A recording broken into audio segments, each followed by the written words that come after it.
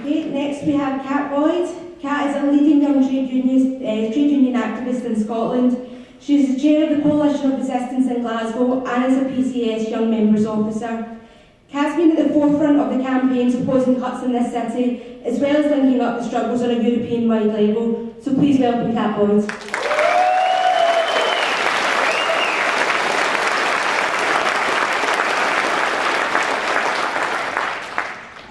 I just want to start today by saying it's so inspiring to see hundreds of different people from different backgrounds, different traditions, different organisations, different countries and even different continents coming together to discuss the same thing, a radical vision for an independent Scotland.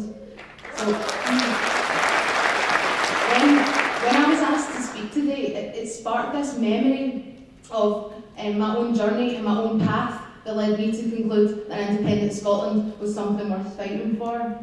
I first became politically active as part of the anti-war movement against the British and American invasion of Iraq. And after those demos and the meetings that I attended, the true nature of the British state began to show itself, a war-obsessed machine that sends young men and women from working class backgrounds off to die without equipment, without boots, without a thought for their families or communities here or abroad. That sends them to fight in illegal wars for imperialist gain. Now, I know that there are other people in this room that have the same story of how during that time we became internationalists for independence. More recently, I've been involved with Coalition of Resistance as part of the wider anti-austerity movement. And for me and many of the anti-cuts campaigners, really inspirational people that I've had the privilege to work with, who I can see here today, resistance to austerity and the fight for independence are inextricably linked. We are fighting against the very state that is implementing the most brutal cuts. We are fighting for economic democracy that can build confidence in our trade unions and in our communities. As a society where our elderly have to choose whether to eat or heat their homes, really enough for us? As a society where young people are left without prospects acceptable? As a society where welfare is snatched away from those who need it most, a just society? No. The neoliberalism that is currently spawned from the Tories and Lib Dems in Westminster is not the only way. Let's have a Scotland that values the millions and not the millionaires.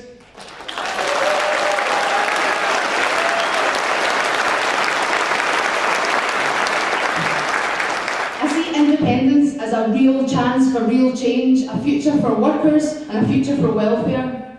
Independence is a chance to break from the neoliberal doctrine that pitches the public sector against the private sector, the worker against the unemployed.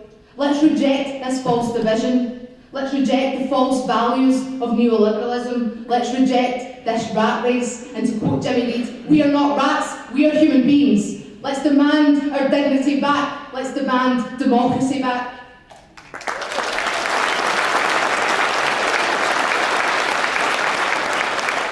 When I've been reading about independence, there's some statistics that I think are really important and really quite telling about the mood in Scotland. A majority of 16 to 24-year-olds are in favour of independence. A majority of those in the lowest income bracket are in favour of independence. Young unskilled workers are in favour of independence. Those that have been called malcontented and disenfranchised are not. We are the ones demanding change. Now, I organise young workers in my workplace, and I think it's important to emphasise that unity between workers isn't defined by nations or borders, but by our willingness to show solidarity across countries. Just 10 days ago, on the 14th of November, workers in Europe did this with a European-wide general strike. It is a disgrace that here, our largest democratic organisations, the trade unions, are still subjected to anti-trade union laws introduced by Margaret Thatcher and maintained by Tony Blair.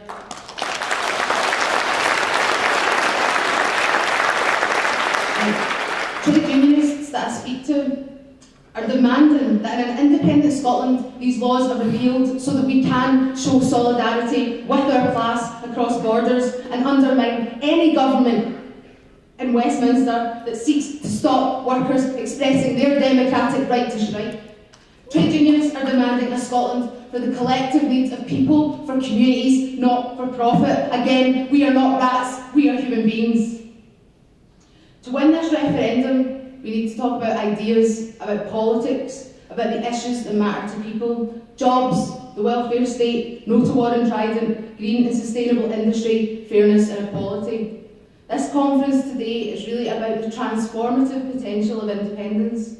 Independence isn't a competition between the Saltire and the Union Jack. It's about what sort of society we want, a socially just Scotland.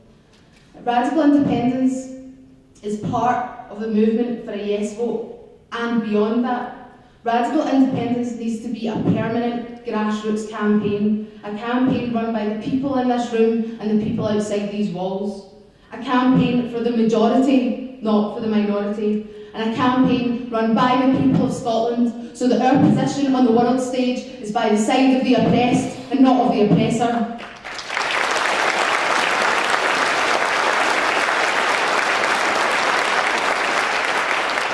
With radical independence, we need to fight and organise and struggle as if, to paraphrase Alistair Gray, we live in the first days of that better world. Another Scotland is possible, not through reform of the status quo, but through radical change. Another Scotland is possible, a people's Scotland. Another Scotland is possible. Today, in our hands, we hold that possibility.